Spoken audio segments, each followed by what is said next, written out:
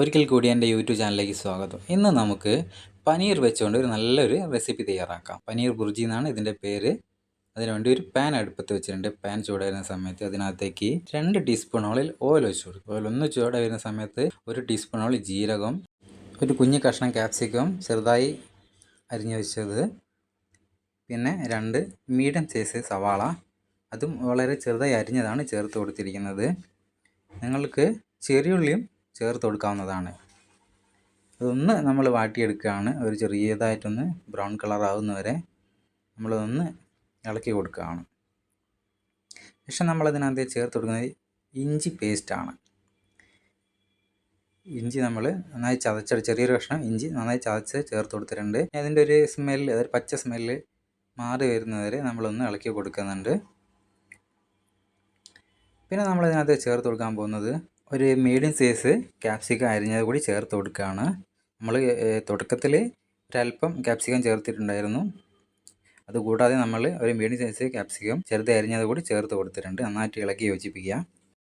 ഇനി നമ്മൾ ഫ്ലെയിം ഒന്ന് ലോ ആക്കാൻ പോവാണ്. അതിന് ശേഷം 1/4 ടീസ്പൂണിൽ മഞ്ഞൾപ്പൊടി, 1 ടീസ്പൂണോളിൽ മല്ലിപ്പൊടി, 1/4 ടീസ്പൂണോളിൽ ജീരകപ്പൊടി, 1/2 ടീസ്പൂണോളിൽ കാശ്മീരി ചില്ലി പൗഡർ കൂടി നമ്മൾ ചേർത്ത് കൊടുക്കുന്നുണ്ട്.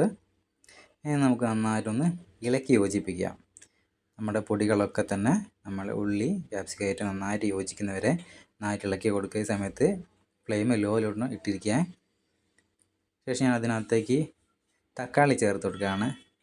2 മീഡിയം സൈസ് തക്കാളി ചെറിയതായിട്ട് അരിഞ്ഞതാണ് ചേർത്ത് കൊടുത്തിരിക്കുന്നത്. നമുക്കിനി ഇതിനകത്തേക്ക് ആവശ്യത്തിനുള്ള ഉപ്പ് ചേർക്കാം. ഉപ്പ് നിങ്ങളുടെ ആവശ്യാനുസരണം നിങ്ങളെ ഇഷ്ടത്തിന് ചേർക്കാവുന്നതാണ്. ഇനി നമുക്ക് നന്നായിട്ടൊന്ന് ഇളക്കി യോജിപ്പിക്കാം. തക്കാളി ഒന്ന് നന്നായി വാടി വരുന്നവരെ നമുക്ക് ഇളക്കിക്കൊണ്ടേയിരിക്കാം. തക്കാളി അത്യാവശ്യം നന്നായി വാടി കഴിഞ്ഞിട്ടുണ്ടെങ്കിൽ നമുക്കതിനകത്തേക്ക് 1 ടീസ്പൂൺ അളവിൽ ബട്ടർ ചേർത്ത് കൊടുക്കാം. ബട്ടർ ചേർത്ത് നമുക്ക് നന്നായിട്ടൊന്ന് ഇളക്കി അത് യോജിപ്പിക്കാം. നല്ലൊരു ഫ്ലേവർ, നല്ല പ്രത്യേക ഒരു രുചി കിട്ടാൻ വേണ്ടിയിട്ടാണ് നമ്മളിതിനകത്ത് ബട്ടർ ചേർത്ത് കൊടുക്കുന്നത്.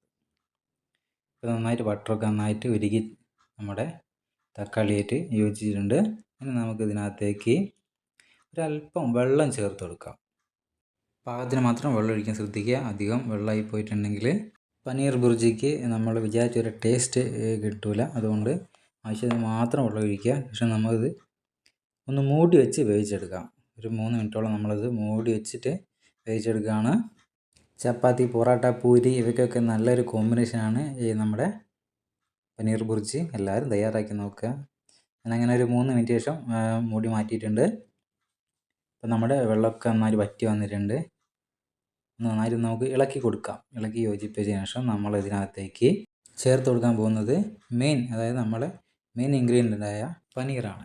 പനീർ ഗ്രേറ്റ് ചെയ്ത് വെച്ചിട്ടാണ് നമ്മളിതിനെ ചേർത്ത് കൊടുക്കുന്നത്. സാധാ പോലെ വലിയ കഷ്ണങ്ങളെല്ലാം ഗ്രേറ്റ് ചെയ്തിട്ട് അതാണ് നമ്മളിതിനകത്തേക്ക് ചേർത്ത് കൊടുക്കുക. ഇനി നമുക്ക് നന്നായിട്ടൊന്ന് ഇളക്കി യോജിപ്പിക്കാം.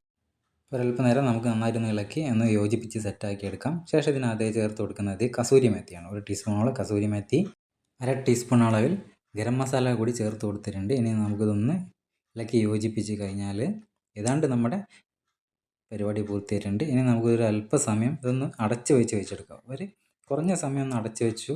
ശേഷം നമ്മൾ മൂടി ഊരി നന്നായിട്ടൊന്ന് ഇളക്കി യോജിപ്പിച്ച ശേഷം നമ്മളിതിനകത്തേക്ക് ഒരു അല്പം മല്ലിയില കൂടെ ചേർത്ത് കൊടുക്കുകയാണ്.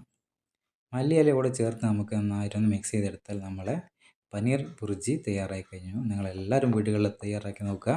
അഭിപ്രായം പറയാൻ മറക്കരുത്. ഏവർക്കും ഒരിക്കൽ കൂടി എൻ്റെ നമസ്കാരം.